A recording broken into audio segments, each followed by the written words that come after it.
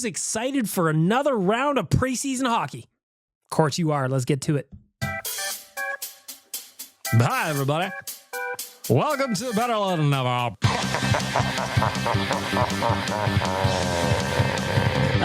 Shit. I'm not actually inside a women's prison at the moment. I'm turning it down. Let's get started. We don't need to hear the intro. I'll just let it play underneath. We can pretend it's just there. It's listening. Hello. Happy Wednesday, everybody. It's a game day, kind of. Play game, I suppose. Gotta love the exhibition contests. As always, Better Late Than Never brought to you by The Audio Department. Check them out at theaudiodepartment.ca. Book a little studio time. The Audio Department works to create a safe space for creativity and collaboration for artists and musicians to realize their potential through sound and story. This is me being an artist realizing my potential through story. You could do it too. Theaudiodepartment.ca. Go check them out. Say hello. Say Bag Milk sent you. They'll know what you're talking about. They'll know, I'm sure. Where do we begin this week? Well, we're only a week away. We're a week away from the regular season, and I'm actually excited about it. Because even though we're still a week away, that means we're counting down. We're winding down. The Oilers are almost done what feels like a never-ending preseason schedule. You know?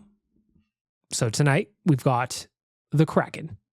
On Friday, we've got Vancouver. Both of those are away games. I'm guessing for Vancouver on Friday night, we're probably going to have pretty close to an opening night roster. Tonight in Seattle, I don't know what we're going to get, but I'm imagining whoever's left that didn't get cut, they'll be in there and then probably out. So Noah Philp, I'm looking at you, buddy. This city is falling in love with you, dude. I hope you can feel it. But we're almost there. So a week from today, a week from right now, as I'm sitting in my home studio recording this for you, we will be getting set for the home opener against the Winnipeg Jets. So you got 4 home games to start the season. You got Winnipeg. You've got a back-to-back against Chicago and Calgary. I like that the first week of the season, you already got a back-to-back mixed in there. Why not? And then on the Tuesday, the 15th, or sorry, that's Saturday and Sunday is the back-to-back. My apologies. I can't read a calendar. If you also can't read a calendar, send me a note. So that is Saturday and Sunday. My apologies. Chicago on Saturday, Calgary on Sunday. Then they've got Philly at home on Tuesday before they hit the road for a couple of games against Philly and Dallas. All I know is that I'm looking at the schedule and I'm just getting excited because I like seeing that there's games on there that are real. And it kind of leads me to, talking about the preseason. I guess I could kind of put this in the news, but like when I was trying to map out my intro for the podcast, lest anyone think I don't prep, I do. I was trying to figure out where I wanted to go with the intro. Normally I talk about music. Normally I talk about, whatever. I talk about reality TV, Big Brother. We're getting down to the end. Normally I'd talk about that for a little bit. The season kind of sucks, as it turns out. None of them deserve to win. I mean, the season doesn't suck. I shouldn't say that. I should say the people suck. Not a really big fan of the people. I could talk about Survivor. I'm a new Survivor guy. I'm in. I could talk about my beloved Minnesota Vikings going 4-0. Beating the Green Bay Packers. Hey, Captain Felton, I know you're on vacation, you and your lovely wife.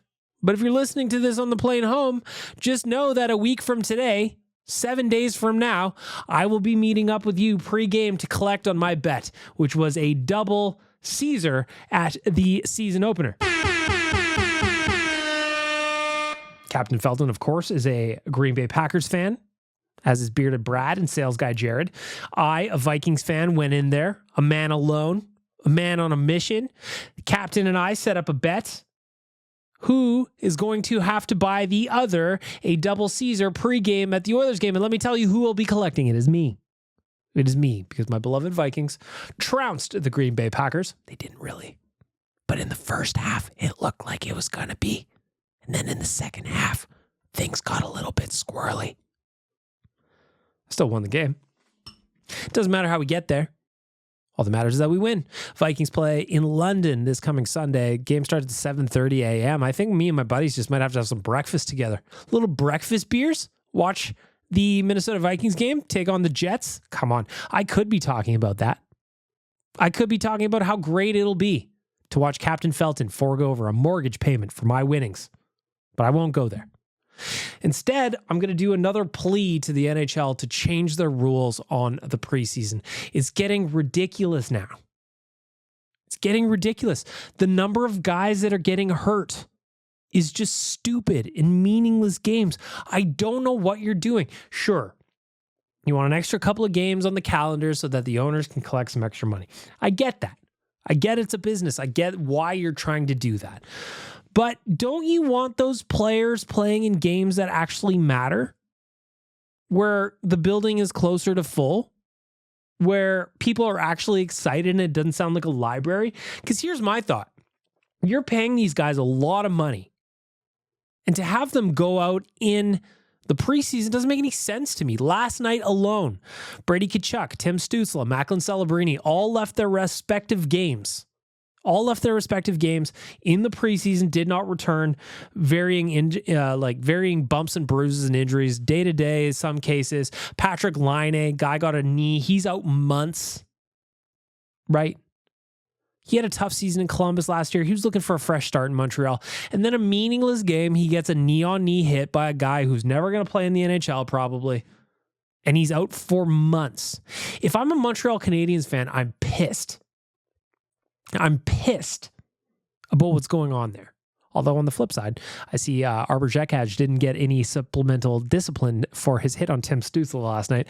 Again, what is going on with the NHL, the Department of Player Discipline? It doesn't matter. They don't care, it seems like. It doesn't matter if guys get hurt. All they care about is getting a half-full building, watching meaningless games that nobody cares about. Ooh, we get to throw a preseason game at 2 p.m. because there's nothing else to do. I don't understand it. This isn't even an RSB. I'm thinking about the season and how excited I am. And if anything happened, like Calvin Pickard, he got banged up. Chris Knobloch said it's a sore neck or something like that. But when I watched that game and I saw Calvin Pickard leave, it looked like he hit his head on the crossbar. A meaningless game. That is our backup goalie for this coming season. Like it or not, that's the dude. And to see him go out in the first period of the game the other night because of another meaningless play, Noah Philp, essentially his own teammate, got pushed into him, sent him backwards into the crossbar, and he had to leave. It's ridiculous what the NHL is doing. They don't give a shit about their players. They don't give a shit about the product that they have on the ice. And it's clear that they don't really care at all what anybody thinks about it. The Oilers are playing 8 games this year. They had to play 6. Even that is too many by probably half. You could get away with 4. I'll give you 4. First game, you got all the rookies. They get to wear the NHL jerseys and gear and all that. That's a really cool moment. Done. There you go. Cut whoever you need to cut after game 1. Game 2, you get some of the veterans mixed in now. You still have got a handful of rookies, so the veterans don't have to play all that much. Boom, more cuts. Last 2 games, basically showtime. Reduced minutes for the Stars, probably. And then you go. 4 games, done. Because let's be honest. We're like, oh, well, the preseason's the time to work on systems and get back into game shape. Everybody's going to be out of game shape when October 8th, 9th comes around anyway. Everybody is going to be. It takes month, 2 months to get back up to speed and fully running at peak levels. That's why, who is that? I think it's Bob McKenzie says whatever happens in October doesn't really matter. I think last year, 2-9-1, the Oilers start, didn't really matter in the end. Sure, it was stressful to be there in the moment. Turns out, according to Connor, they probably felt like they overdid it in the summer because they wanted to come in, cup or bust. We all know it. Cut the season down. It's ridiculous. Stupid. You are having key members of organizations leave meaningless games because they're going up against players, in some cases, that want to make a name for themselves, and it doesn't matter at all. I'm going to take a run on Tim Stützle. And again, Wi-Fi, I know he's going to play in the NHL, but I'm going to take a run on a guy, do a high hit in the preseason. What? Why? It's stupid. It's stupid. And I know it's a contact sport, and I know injuries happen, and Drew Doughty, he's got to get surgery on his ankles all fucked up, and it was kind of like a meaningless play, but again, If you're the LA Kings, do you care that it was a meaningless play that could happen anytime? He's out for months because he was playing in a meaningless preseason game. Here's an idea. I was going to throw this out there. 82 game preseason, right? We cap it off with a tournament at the end. 16 teams all battle. Top 16 teams all battle for a trophy. What do you think about that? Cut it down. 4 preseason games max. 4. Didn't expect to go on that long of a rant here to start off the podcast, but it's annoying. I'm just, I'm thinking about the Oilers preseason game, and Gregor's got the GDB up, and we're starting to get, the machine is starting to pick up again. And all I can think about is just like, fuck's sakes, if anything happened to our star players, it's so stupid, and they had to miss real time because of it, because of preseason. So annoying. Back to my beloved Vikings. Same thing. JJ McCarthy, gone for the year. Torn meniscus. Preseason. Come on. Figure it out. 8 games is way too much.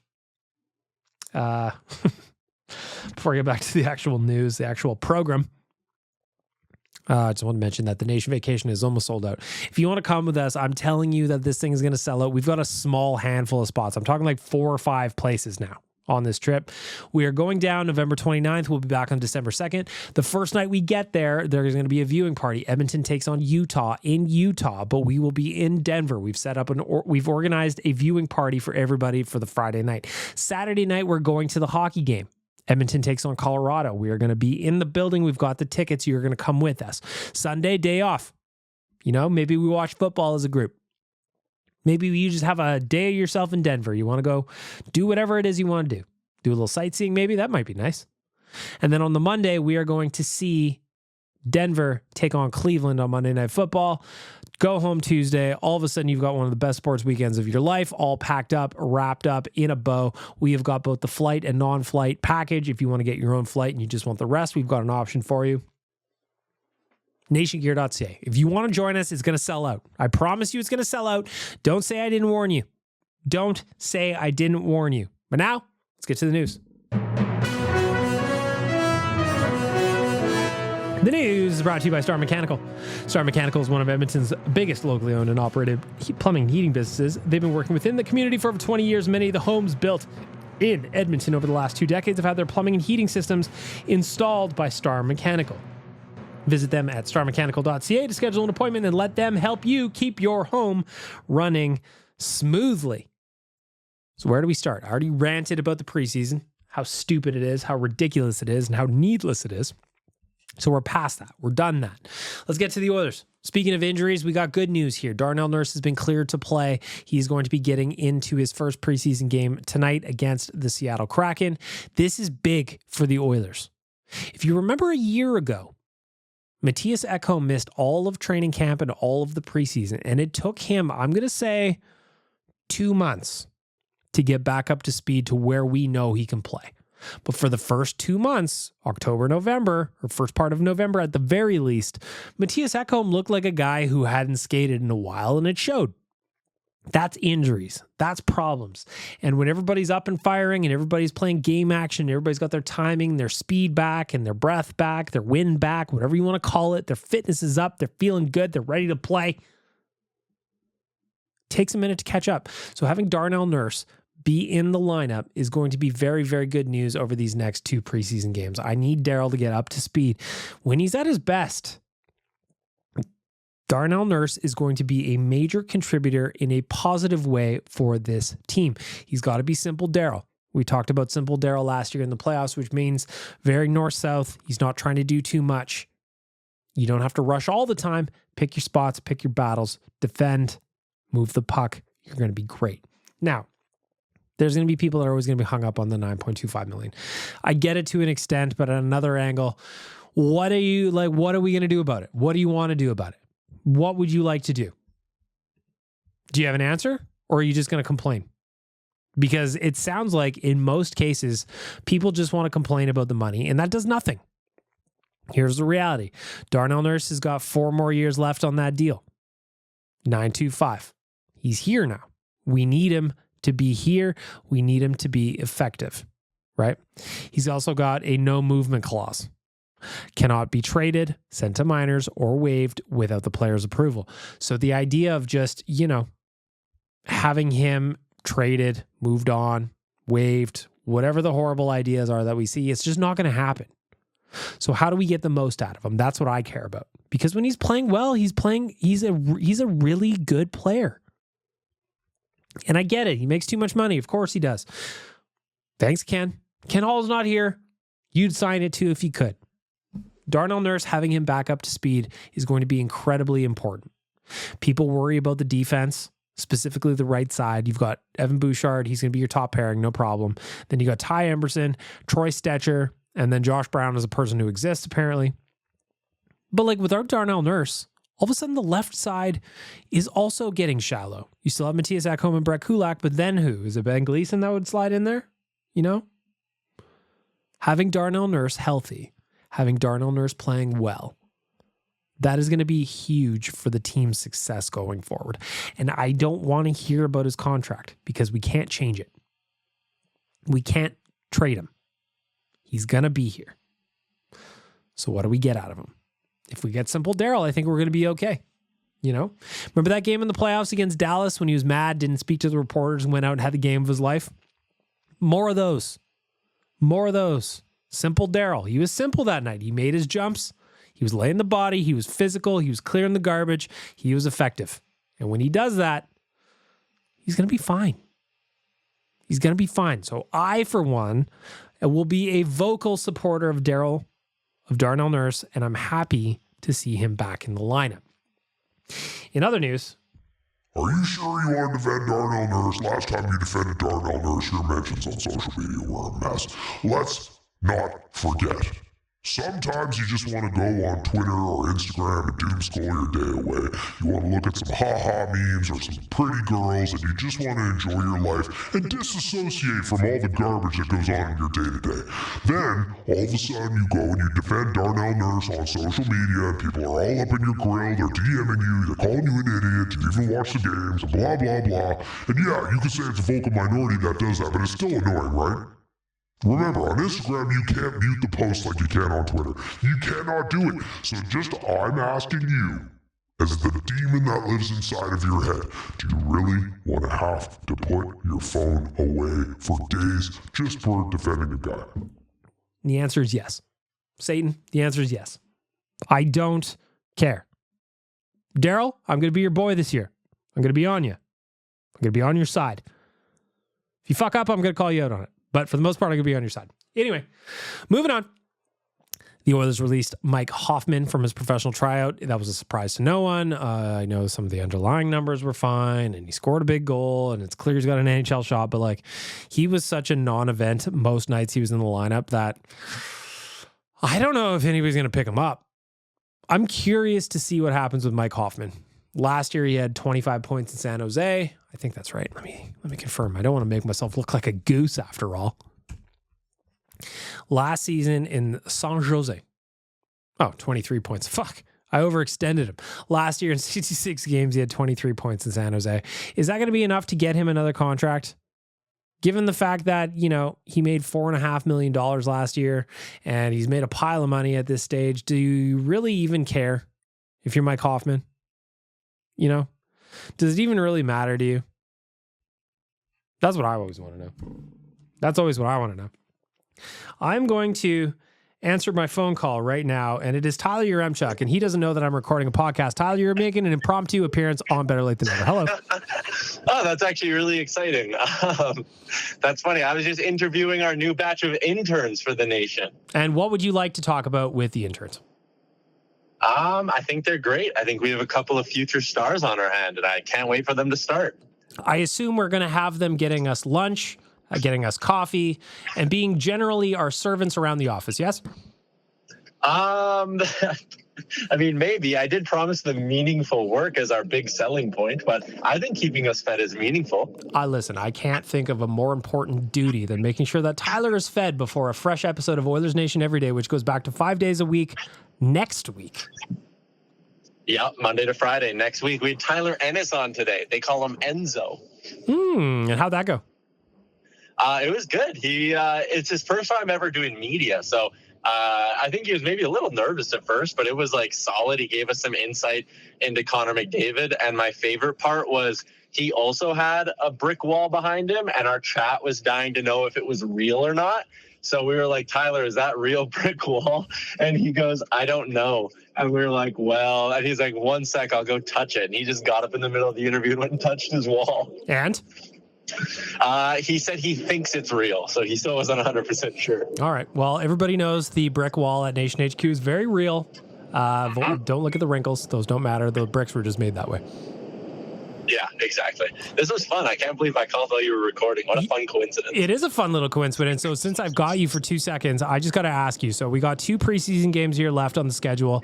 I know that we're just waiting to get to October 9th. It's opening day. What do you expect from the Oilers over the last 2 preseason games? Do you just kind of want them to, like, are you like me? Do you just want them to make it through it healthy? Who cares what happens? Or do you actually hope they use these last 2 games to work on a couple of things?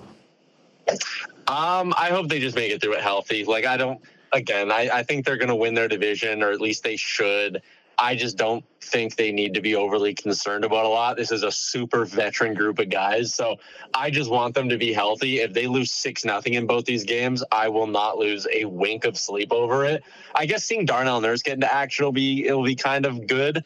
But yeah, no, just don't get hurt. That is honestly all I care about. Is that what you thought about? Were you like me last night where you see Macklin Celebrini left and then Tim Stützle left and then Brady Tkachuk left and you're just like, why are we doing this?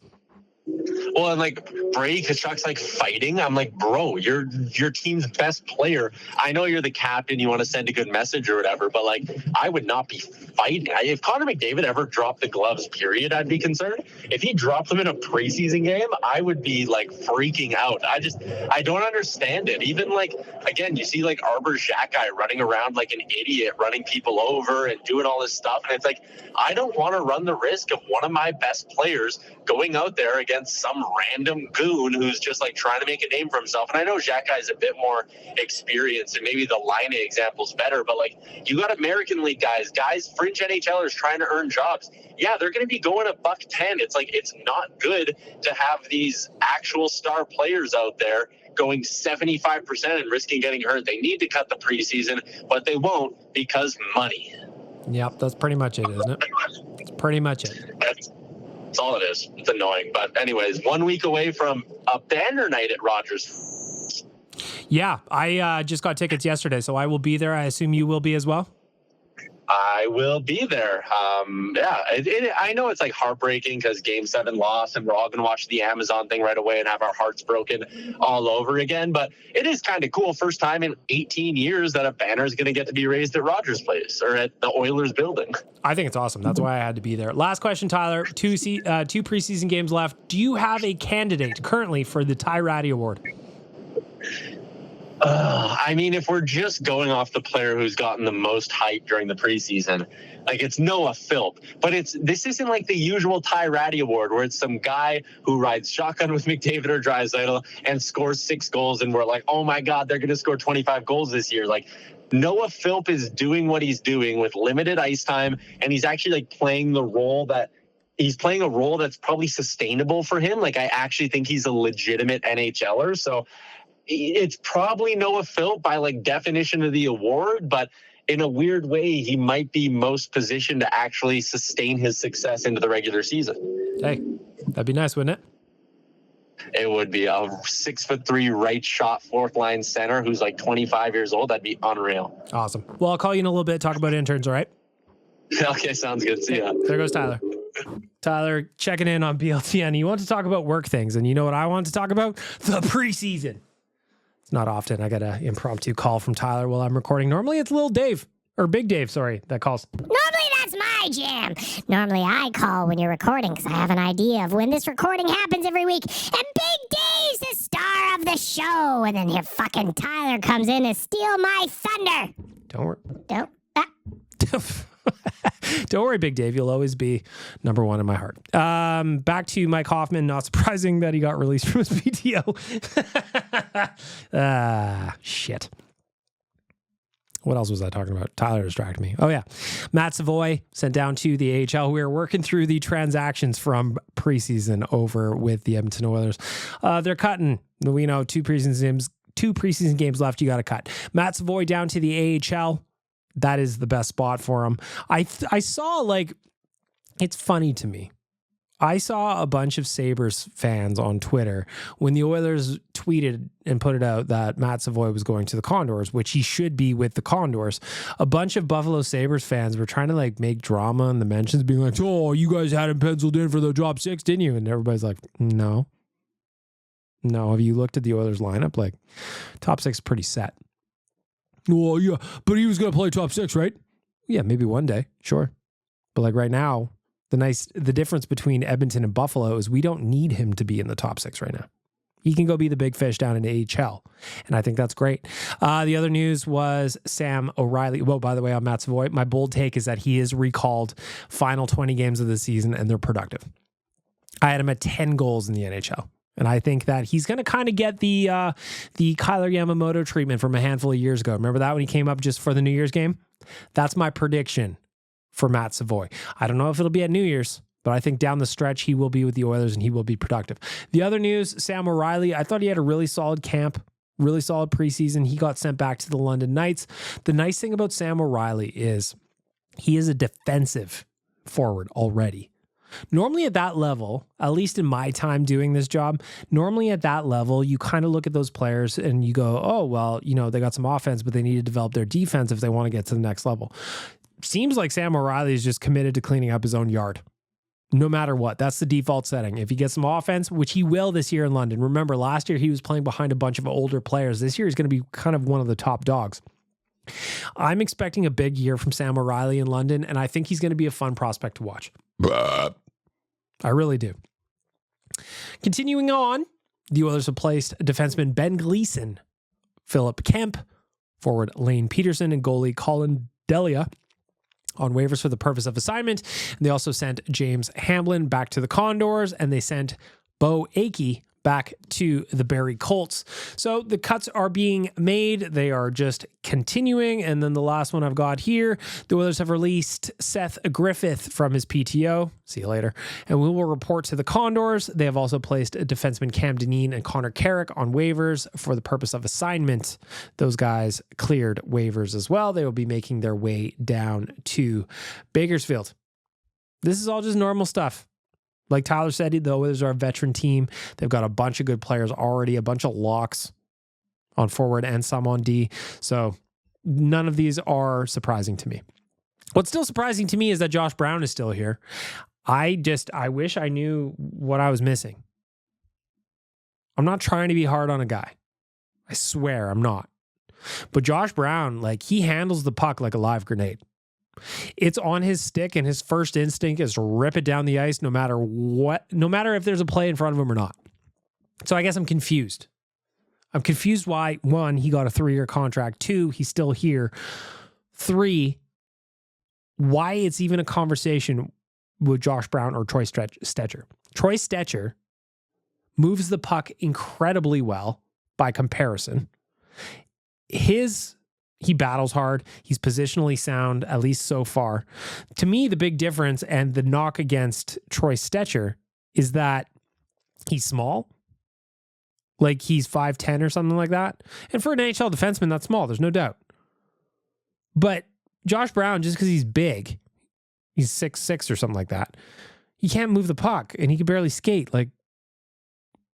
This isn't the time in the NHL when you just needed big goons in the lineup and you needed guys who couldn't play because they were big. I don't get it. Steve McIntyre, the Radis Ivanins fight, I remember it forever, but Steve McIntyre was not an NHL player. He was just big. He was a nuclear deterrent. The league has changed. So I guess I just don't understand it. And if somebody can explain it to me, I would love to hear it. I'm open. I'm open to hearing a correction or, I'm open to hearing an explanation that makes sense. But to this point, I haven't seen one. So Josh Brown, I'm not trying to pile on you, dude, but I don't get it. Just like I don't understand, though I am very, very much enjoying the Jeremy Swayman situation in Boston. If you're not paying attention, the Bruins traded their other goalie, Ullmark, hang on, did I fuck that up? Yeah, no, I was right. Linus Ullmark. For some reason, as soon as I left my mouth, I was like, that doesn't sound right for some reason. So anyway, the Bruins traded Ullmark to the Ottawa Senators in exchange for Korpisalo. The plan was go to Jeremy Swayman as your one, like that he's your clear number one. You would have Korpisalo as a backup, capable guy. Saw various stages in his career. He probably shouldn't be your starter, but he's definitely more than a capable backup, right? So the plan was clearly to sign Jeremy Swayman as your number one. Now, I don't know that the Bruins necessarily expected him to get into a contract dispute quite like this. So they're not matching, right? And we're already into early October. He still doesn't have a deal, and the Bruins are without their star goalie. They just picked up one from the Vancouver Canucks just today, cleared waivers, or tried to get somebody through waivers, and they scooped him. Yuri Patera is on waivers, went to the Bruins. So the Bruins are trying to figure out their goaltending situation here. And it's clear that they are rattled by the Jeremy Swayman situation, because if you have not seen the clip from Cam Neely the other day in the press conference saying, well, and I'm paraphrasing because I don't actually have it on me. Well, if I'm Jeremy Swayman, I got 64 million reasons to come play ball. Almost immediately, Swayman's agent went, nobody has ever said anything about $64 million. Frank Saravalli reporting that the total value came to $62.5 million, which listen, that's still a pile of money, but it is not $64 million. So if you're going to publicly announce the number, maybe make it accurate, maybe make it accurate.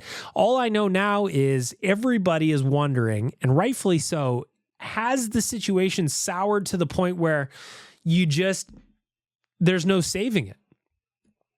Has the situation soured to the point where the Bruins are now going to have to consider trading Jeremy Swayman?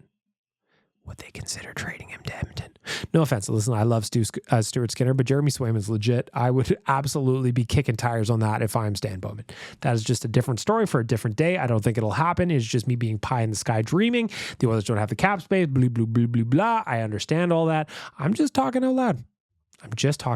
Now, what's going to play out there? Because the Bruins, they clearly didn't see this coming. They played their cards too early.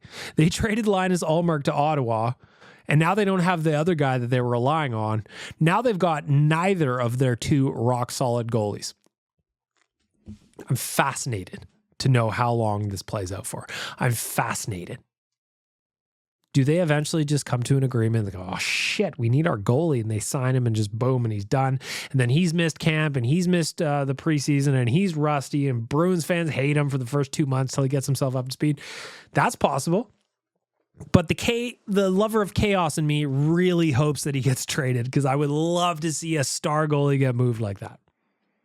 Now, is he one of the elites? No, but the rumor was he did want to reset the goalie market, and $64 million is no joke. Although apparently, according to his agent, that number never came up. So anyway, I'm very much enjoying. After a lot of Bruins fans, I checked, by the way, a lot of Bruins fans were enjoying the offer sheet drama from earlier in the summer when it happened to Edmonton with Broberg and Holloway. Well, this one isn't so funny, is it? Not really. Not really. And finally, we're going to wrap up the news with some good news. Well, hopefully, anyway, in theory.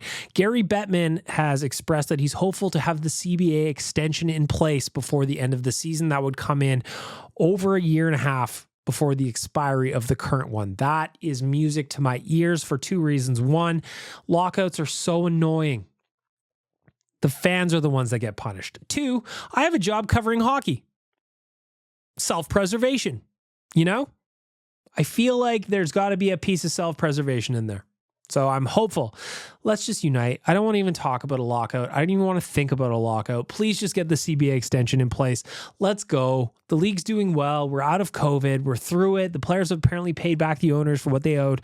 Let's just get a new deal in place, and then we can all just enjoy the sport from now until eternity. Good? Good. In the meantime, nationgear.ca, go get yourself a spot on the Nation Vacation. That's where we're going to wrap up the news for Star Mechanical. Star Mechanical, they don't have expensive rates, and they focus on being as cost-conscious as they can for their customers. Services and products they install are reliable, cost-effective, and efficient. And of course, they supply and maintain all major brands like Lennox, Carrier, Goodman, Trane, and more. Visit starmechanical.ca. schedule an appointment and help you keep your home running smoothly. Good afternoon. You are listening to Better Late Than Never with Bagged Milk, part of the Oilers Nation network of podcasts. Please send all feet pics to Tyler at OilersNation.com. Oh, yes. You want to see a man, boy? I'll show you a man. Kick me in the jimmy. Righteous sack beating time for the fine folks at Trilogy Oil Field Rentals. If you are in the mood or in need of oil field supplies and tools, Trilogy Oil Field Rentals are there for you because they're an established provider of tools and expertise across multiple oil field disciplines, specializing in rentals, pipe recovery, abandonments, and completions. Currently, they maintain full-time operating units in Provost, Weyburn, and Kindersley. The tools they have: rental tools, fishing tools, coil tools, drilling tools, mills and bits, completion tools, any tools for any job. TrilogyRentals.ca.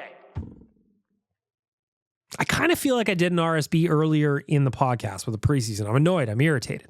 However, today we have a guest righteous sack beating from one Christopher Palmer.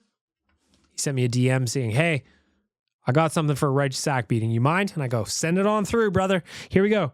Christopher Palmer, what's bothering you? I'm going to give you the button and then we're going to press play. You want to see a man, boy? I'll show you a man. Kick me in the jimmy. Let's do it.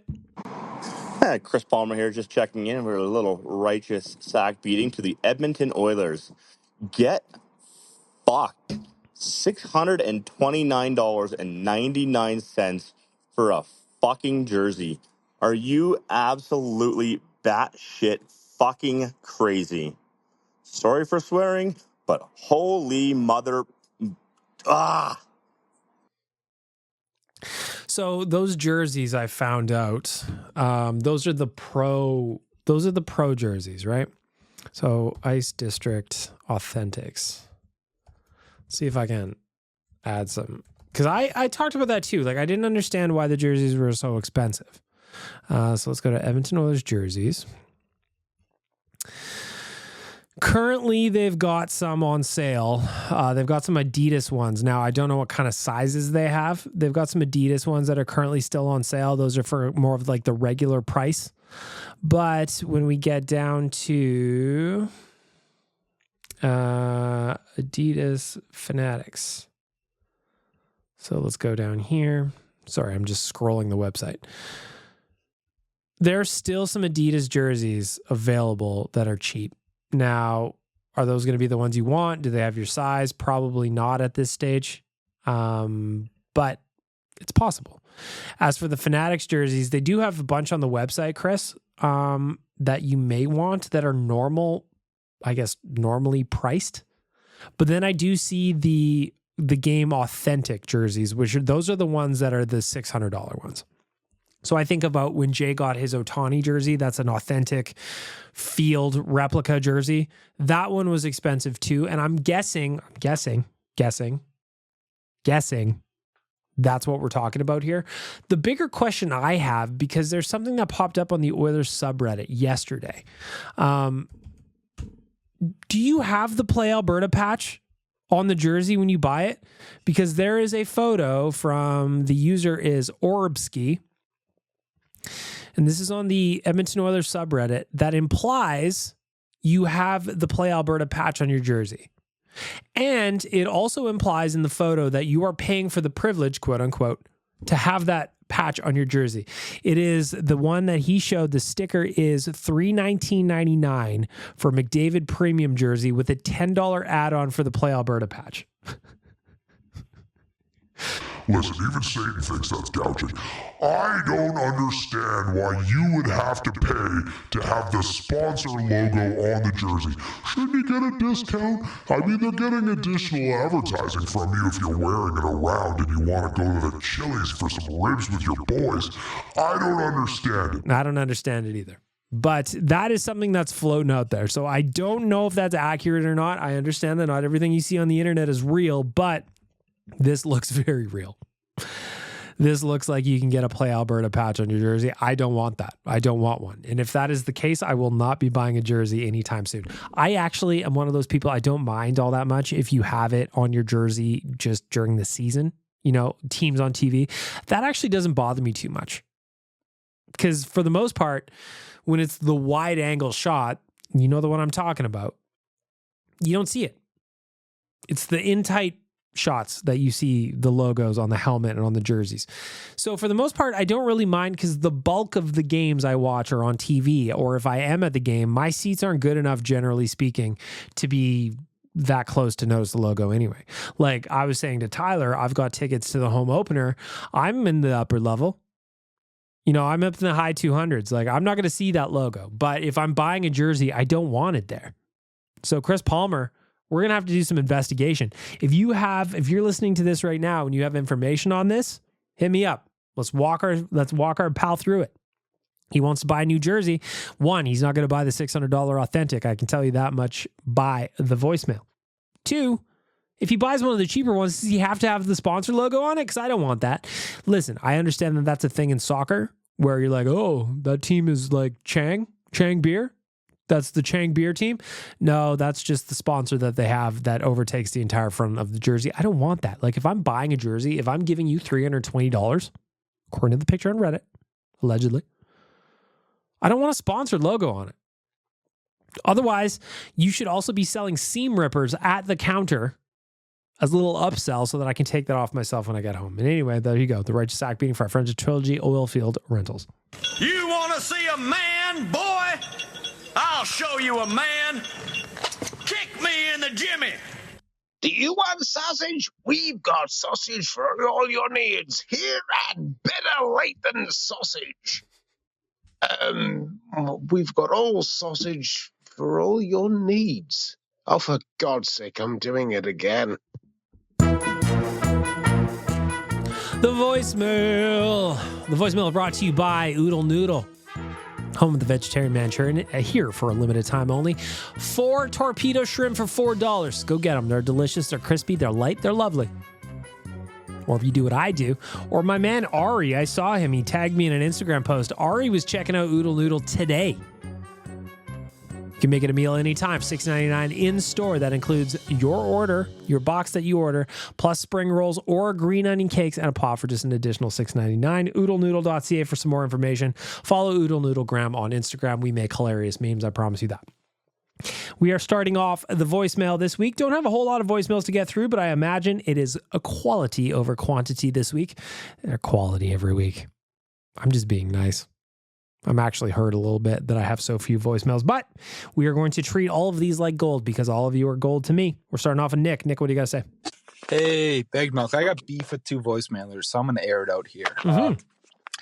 Listen, if you want to argue with other voicemailers and you want to do it here, happy to have that.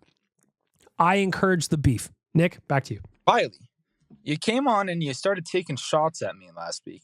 How you were unhappy with my Ty-Ratty Award winners and how I picked 4 guys.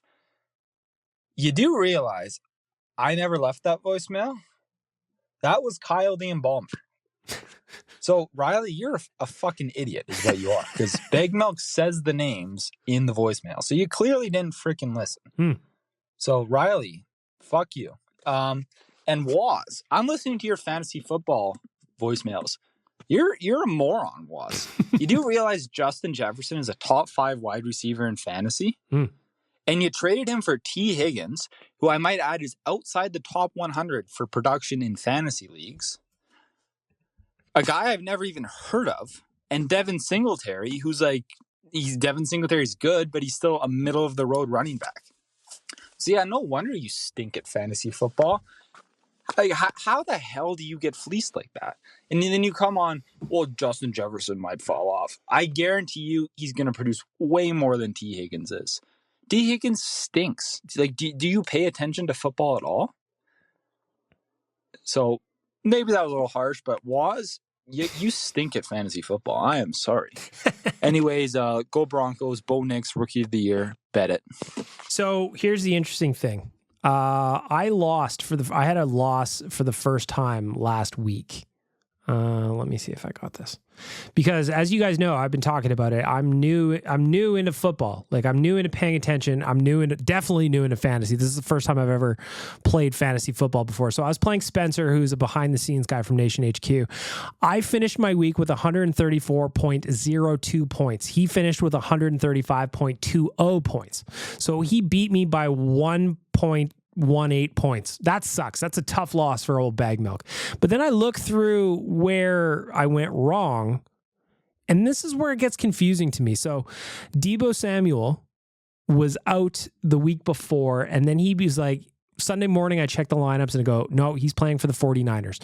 So I swapped in Deebo for Chuba Hubbard, where then Deebo only got me 10.2 points. And Chuba Hubbard put up 25.1. So that mistake cost me the week. I would have been a perfect 4-0. Now I'm 3-1. I'm bummed about that. I was so close. I was at the door. I was right there. And maybe that's a thing. Like, I guess when you're hurt in football, it's more meaningful in terms of, like, you know, the targets, the carries, the catches, because had I just left Chuba Hubbard in, who was on my bench, I would have won. Same with, Jerry Jeudy. I put him back on the bench in favor of A. Cooper. What is this guy's name? What was that guy's name? A. Cooper. Anyway, he fucked me too. So if you guys have some tips for me on managing my, hang on, Jay's calling me. We're going to get a second impromptu appearance on Better Late Than Never. We are going to do this. I'm going to put Jay on speaker, and he doesn't know that he is also making a guest appearance on Better Late Than Never. Jay, welcome to the voicemail. It's an honor to be here. Thank you. Yes. I assume you had business reasons to call me, but instead I'm going to ask you, how over the preseason are you? Because that's what we're talking about the voicemail today. I am beyond over it. I went to the first game, and that was enough for me. And I haven't been paying attention to it at all. I just know we suck, which I know is a good thing.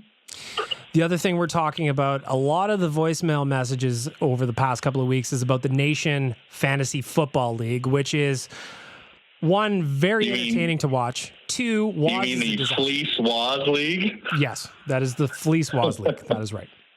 And actually, right before you called, Nick was leaving a voicemail about Waz getting fleeced for Justin Jefferson.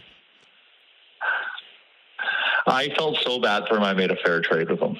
I really needed a TE, and I made a very fair trade so he can regain his confidence, because it's unfortunately our boy is the laughing stock of the league. He is just fire sailing his team for nothing in return. It's like the Shirelli era of fantasy football. It really is. And I'm having a hard time because I'm still learning football. So last week, Deebo Samuel came back. He was in the lineup for the 49ers. So I swapped him in for Chuba Hubbard. Ultimately, that move cost me a perfect 4-0 record because I lost to Spencer by only 1 point. Oh, doesn't that sting? It does. It hurts on a core level. Well, welcome to fantasy football, because it can deliver that type of pain. Well, that's where we're at. That's where we're at right now, and it's upsetting. Jay, I asked Tyler. Tyler called in earlier. Again, an impromptu guest. So I'm going to ask you the same question. Who is your candidate? I know you're not paying attention, but like from general vibes, who's your candidate for the Ty Award winner this year? Oh, jeez. Who's putting up points? I don't even know who's putting up points in preseason. And that's the thing is nobody's putting up points. So me and Tyler were having the conversation. This might just be a vibes award this year. Well, the vibes would be Phillip or Phillip. Phillip? Yeah, Noah Phillip. Yep. Noah Phillip, U of A guy. I guess like the vibes around him are extremely high. We think he's going to crack the lineup and be part of the solution that puts us over the edge in Game 7. So there's him, and then we have Podzilla, I guess, and only just because of his name. Yeah, Podzilla's going to stick. We're going to make that stick. Yeah. Well, last thing, Jay, I'll let you go, and then I'll call you right back. I'm almost done. Is home opener a week from today. I got my tickets last night. I'm very excited. I had a week 4 NFL bet with our friend Captain Felton. He owes me a double Caesar, which basically means a mortgage payment. How excited are you? I've never been to a banner raising before. I'm excited about it. It's going to be bittersweet, is what it's going to be, because it's going to be a ceremony of what could have been. Because damn it, we were close, and it's tough. You have to sit back and be like, these guys had a hell of a season. Like, that is such a good season. The fact that you got the Game 7 of the Stanley Cup playoffs is so epic. It's just because they didn't do it just stings. You're going to sit there, you're going to watch, and you're going to try to be positive, but the whole time you're probably just going to be like, man, they just pulled it off. How much different would that Uber ride from Sunrise, Florida to Fort Lauderdale would have been? Either way, I'm just excited to get going for real. Darnell Nurse makes his preseason debut tonight. He's going to be in the lineup. Watch the coverage, OilersNation.com. Jay, I'll call you right back after I'm done the voicemail. Sounds good. All right, there goes Jay. Jay, another impromptu guest. We got two chiming in today in the voicemail. Where were we? Anonymous, who be you? All right, so I don't like to bring it attention, but I'm going to talk about it anyways. Like, fuck, I don't give a fuck. I just wanted to give a shout out. Well, not a shout out, but a point and laugh at whoever made that fucking voicemail last week that was like mentioned my full name and also like the region where I live. Great work doxing me, as if I haven't already given literally my full name with my middle name and my address on this podcast before. So you did do that. Yes, if you want to find me, come to Central Queensland. Good luck to you tracking me down. Unless you go back like however many episodes and just find out literally where I said my address, and you can come to my house and, I don't know, tell me I can't. And no, I don't know, whatever you want to do. I don't give a fuck, but it's just weird. Like I'm the weird guy in this equation. Like, I'm the weird fucking whatever. Like, I make Woz look normal, so the fact that someone else is trying to like do some weird shit and out weird me, I'm not worried you said my name or where I live. I'm just worried that there's already weird cunts on this podcast, so you need to just fuck off. Dukes, you know what? I own that. I don't even remember when that happened, or else I should just cut that out. I wouldn't like intentionally let that happen anyway. So Dukes, I'm going to own that. I apologize to you, sir. Be better, voicemailers. Okay, so I don't normally do this, but I want to leave a voicemail. Listening back to last week, if you first time caller, long time listener, welcome to the podcast. What do you got to say, caller? Believe that. I want to give it a shout out to Woz, like you said, in the fantasy football shit. Career wise, it's in his best interest to do, something to make you happy. That's right. And he didn't, and he went the full opposite. He was loud and proud about it. Yeah. I just want to give props to that man, because that's that's the embodiment of me, right? Like, I apparently, allegedly, am a business analyst for one of the largest corporations on the planet, but also I'm a massive dickhead.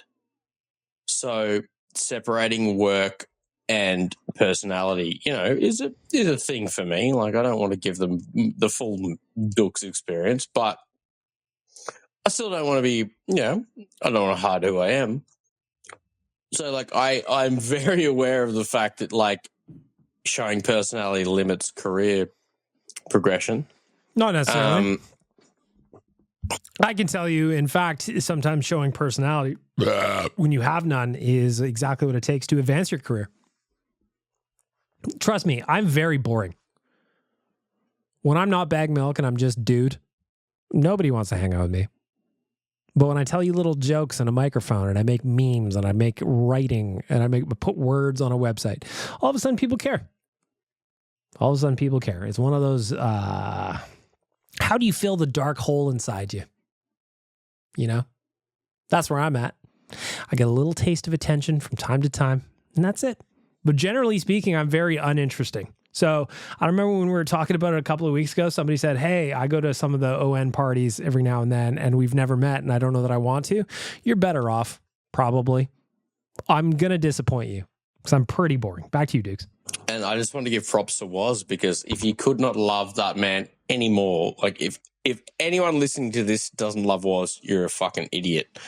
But if you can't love him more after last week, mate. I love Woz so much that he can not give me my guy, fantasy football, and I just laugh. I think it's great. And then he leaves a voicemail on my podcast to tell me off about it. Maybe I'm just a shitty boss. I could be. Probably am. But Dukes, your personality is fantastic. Got to know you a little bit. I think you're great. Chad, you were up. What's going on?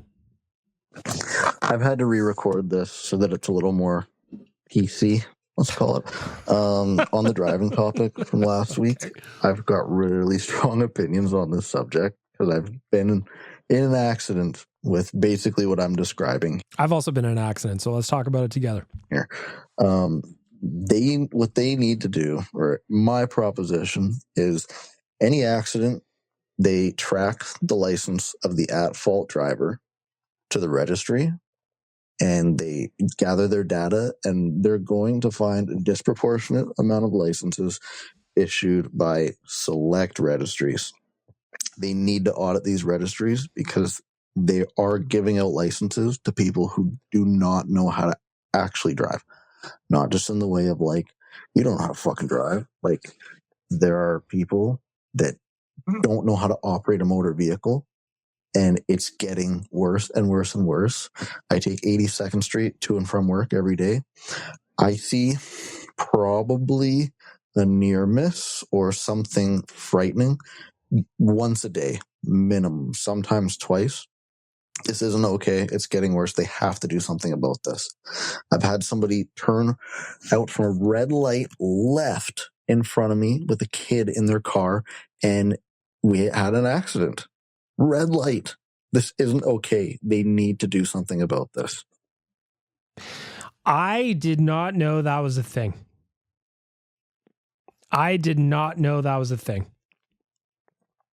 That is very disappointing to hear. I'm not going to lie to you, Chad.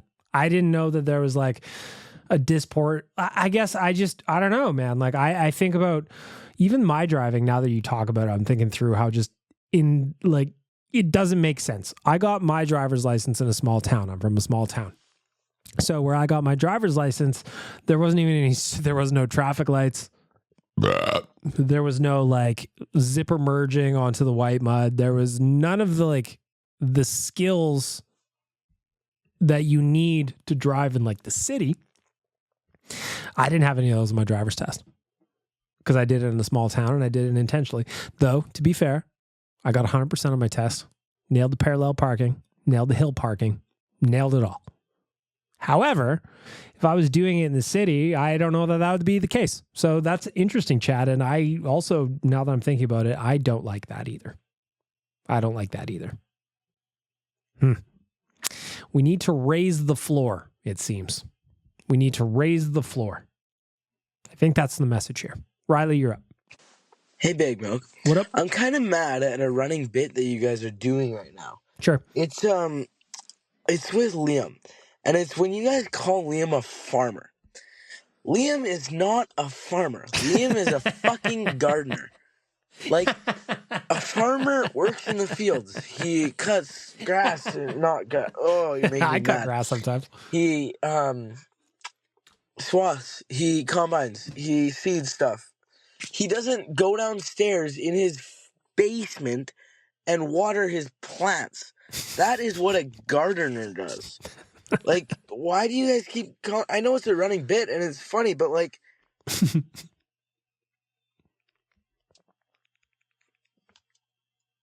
You just started buffering there for the last little bit.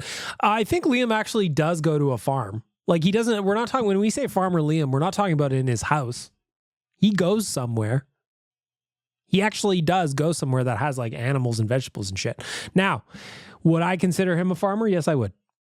He is one of the greatest additions. He's a pillar of agriculture in this province, and I don't care who knows it. I don't care who knows it. Sassy Shares, you're up. Hey, Bagged, it's Sassy Shares. Hello. I'm just catching up from the summer of craziness in my life, so I'm catching up on the podcast. Here's my take on Stan Bowman. Go ahead.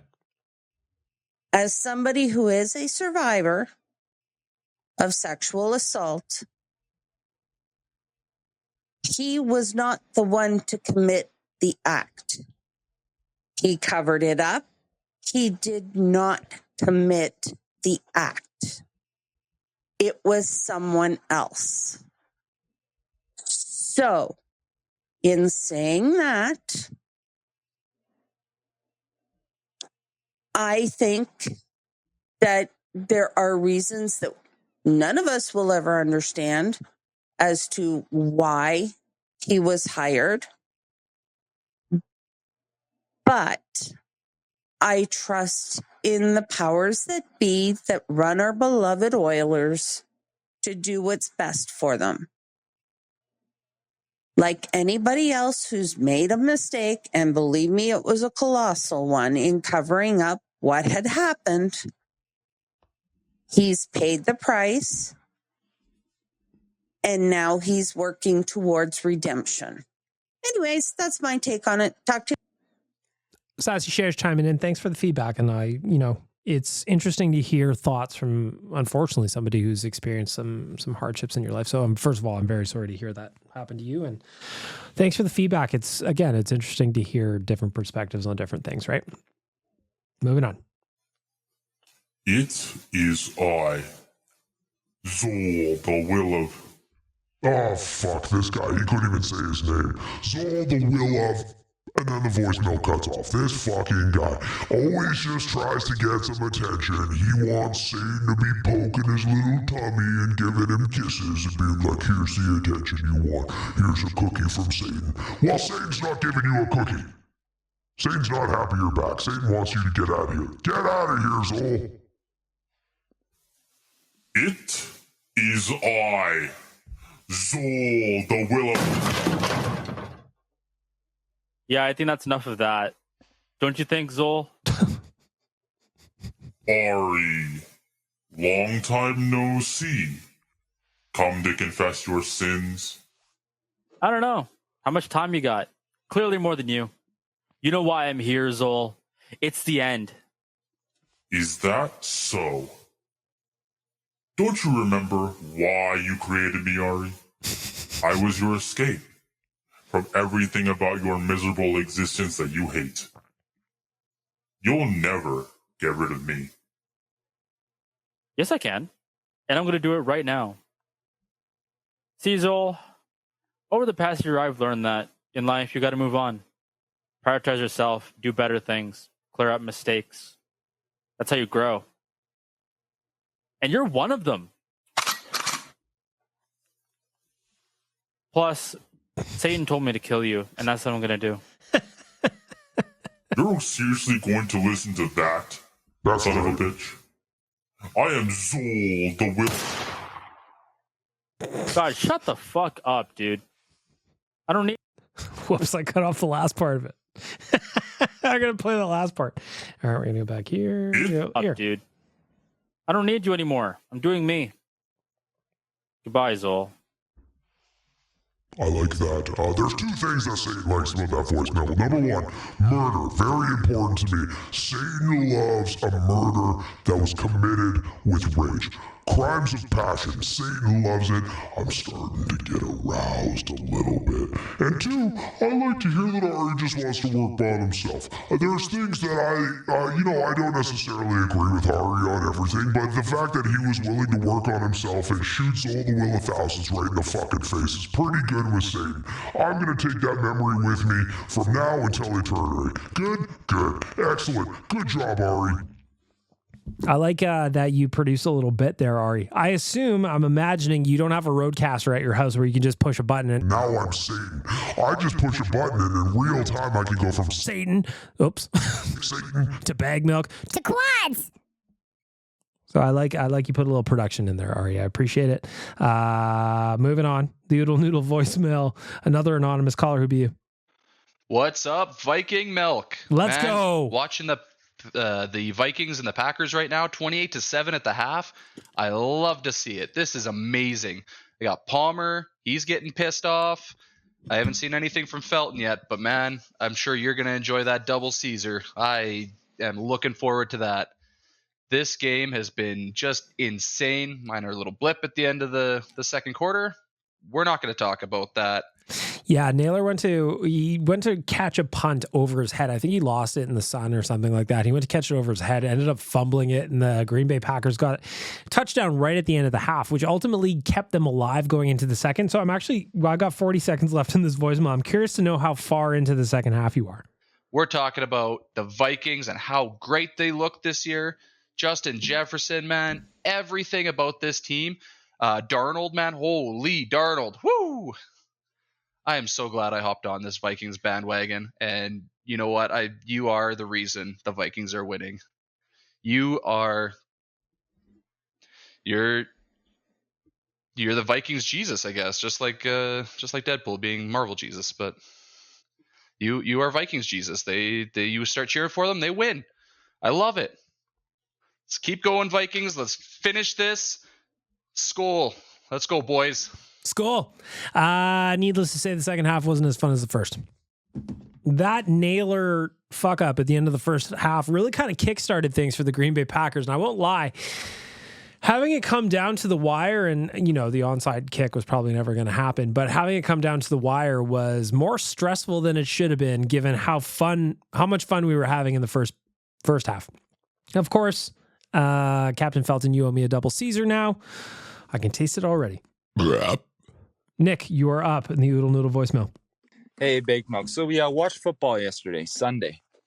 The more I think about this fantasy football trade, I want to ask you, is Zach Lang in any position in which he can fire Waz or in some way hinder Waz's career? Or is it there in some way he could blackmail Waz? Like maybe he teamed up. Here, this is just my theory. Go ahead. Waz did not buy his girlfriend a birthday present. She pissed off at him for that. So maybe to get back at Waz for not buying her a birthday gift, she teamed up with Zach Lang to absolutely devastate his fantasy football trade with the worst trade of all time. I think that's the running theory. Blackmail. I think that's the only way this fantasy football trade makes sense.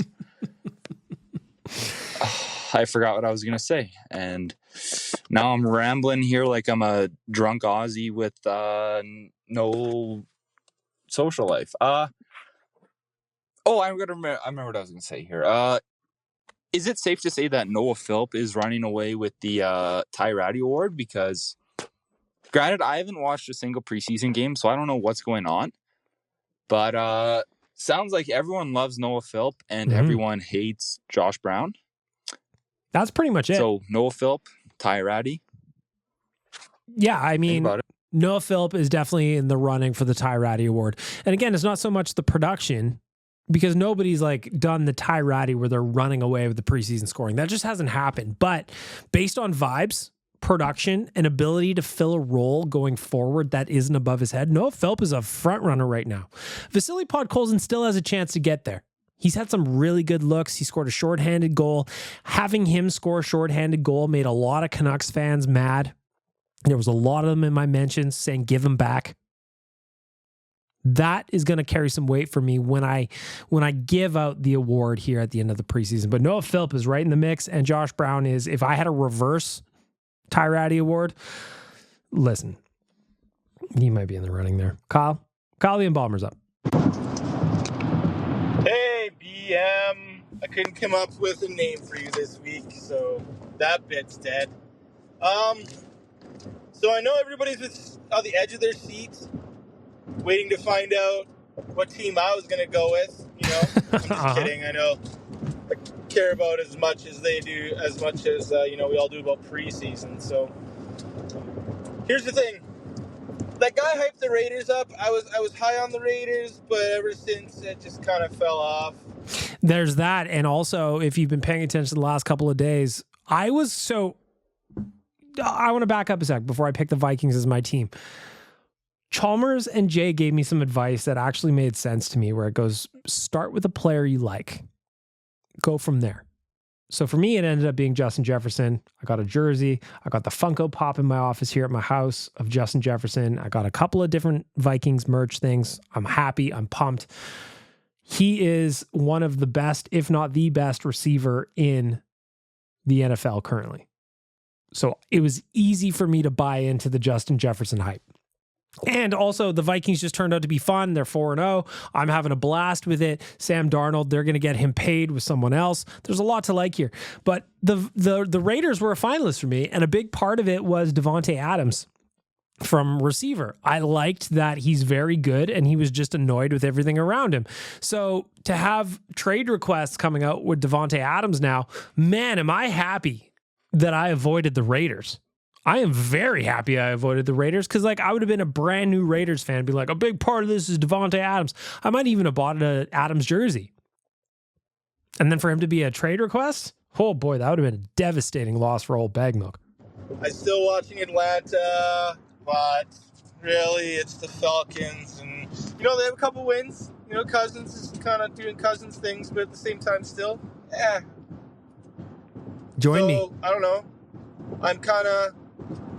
I'm Phil Kessel. I'm looking for a team. Does anybody want me? Nobody wants me. I have to prove that's fair. I've been watching you at the Vikings every week. It's actually kind of exciting. I bet on them this week. I kind of piggybacked on Tyler's bet, his parlay for the Rams, the Vikings, and the Bills, except I said fuck the Bills and went with the Ravens. And it turns out the Rams fucked me, so in all, fuck the Rams. So, I don't know. If I jumped on the Vikings bandwagon, would I just be following you? Is that weird? Anyway. I think you'd look great in purple, Kyle. I think you'd look great in purple. Next time I see you, I will rock my Justin Jefferson jersey, and you'll be like, that looks sick. Vikings are where it's at, man. Skull. I'm welcoming. The good news is I jumped in on week 1 with the Vikings, so nobody can say that I was a bandwagon jumper. You? I mean, maybe, but I will welcome you. I'll welcome you. There's a bunch of us, it turns out. Vikings Nation. We're going to start a new website. No, we're not. A breakfast game this week, playing in London. Starts at 7:30 Mountain. Join me, Kyle. I think you look great in purple, pal. 3 more voicemails to get through for Oodle Noodle here. We got a quick one. What say you, anonymous caller? Burgundy. Burgundy is a purplish red. The color burgundy takes its name from Burgundy wine in France. When referring to the color, burgundy is not usually capitalized. Well, sounds purple to me. Tyler, as it turns out, doesn't know the difference between red and purple. He was wearing a burgundy hoodie the other day, keeps calling it red. Jay and I are saying that's not red. It's closer to purple than red. Anyway, it's a long thing. This has been going on for a long time. Tyler had a pair of burgundy shoes, and he kept calling them red shoes, and it was driving me nuts. Anyway. The voicemail continues. 2 more anonymous callers. Who be you? Yo, BM. I'm super excited for this. So I got the back from Udo Noodle. I got the drink and spring rolls. I got vegetable spring rolls. Yeah. And for my box, I got the spiciest. I asked for the spiciest hot box that you can give me with chicken. Sure. So I'm gonna dig in. Oh, are you trying it right now? I like really this. Quick loop. Go ahead. He's got the hot box with chicken. Ari's first taste from That's Little the Noodle. chicken. That's his Mm-hmm. noodles. Yep. Get it in there. Get it in you. Damn, that is good. Yes. Yes. That's really good. I like that. I like that a lot, actually. And the spring rolls. Go ahead. You went with the veggie spring rolls. Oh, those are not bad too. Yeah. Those ones aren't my favorite. I go for the standards. I've had this kind of spring rolls before. Yeah, those I generally go for the standards. That is really good. There you go, Ari. There you go. I've had a good month for this past September, so I thought might as well treat myself. So this is really good. Thanks a lot. Holy shit. Ari going with the hot box. We got a winner.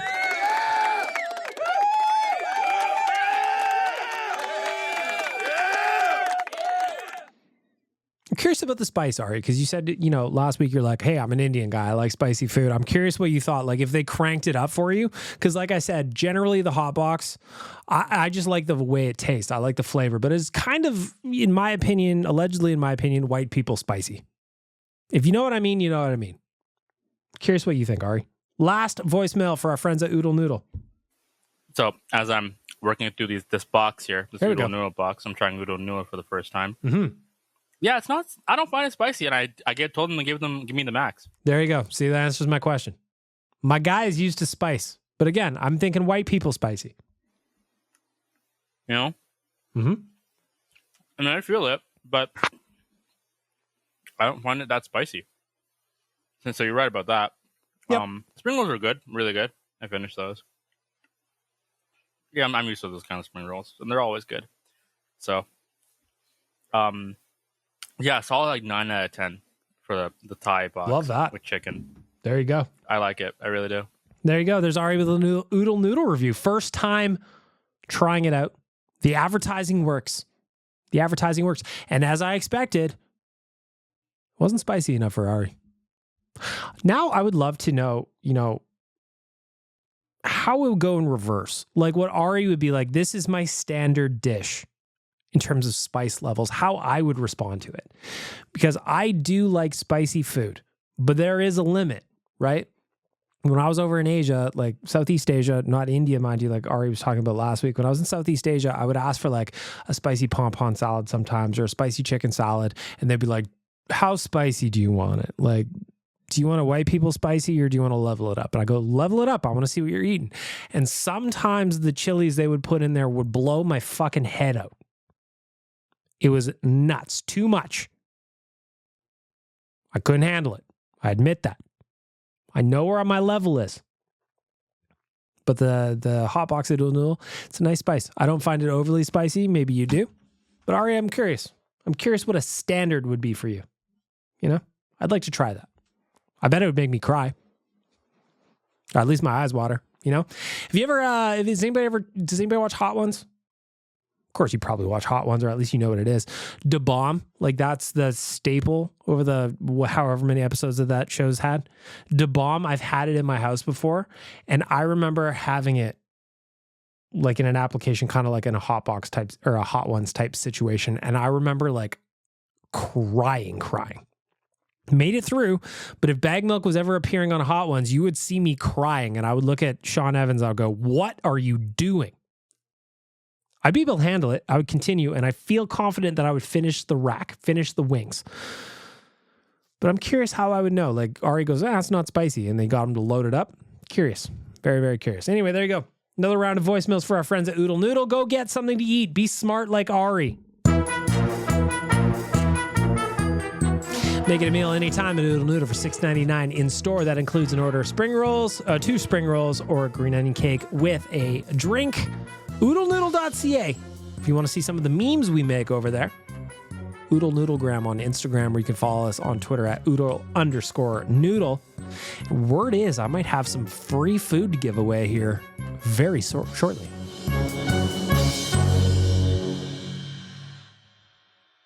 There you have another podcast in the books. An hour and 18 minutes of randomness, Oilers talk, and 2 impromptu guests today.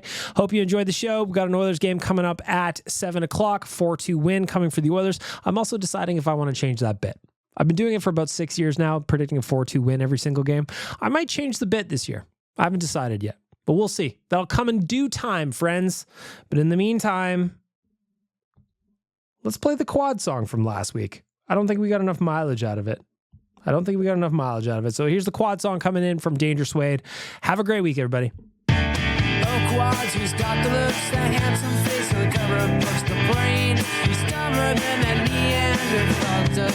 He's the face of cheese bites, but a half a thought would be nice and dumb. Oh, so dumb. Quads, oh quads, you're our sun-kissed delight. Handsome and beautiful like a moonlit night. Quads, oh quads, you're a beautiful little boy. But dumber than a gently used sexy toy.